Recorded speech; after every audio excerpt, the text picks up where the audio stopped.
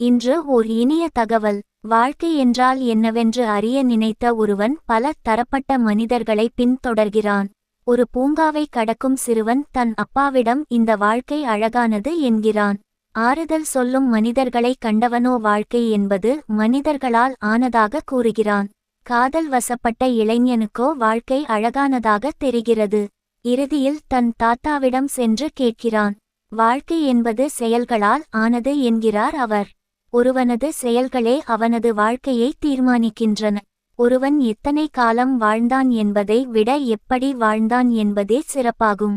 நமக்கான பாதையில் தடுமாறாமல் தடம் மாறாமல் வாழ்வதே அழகானது.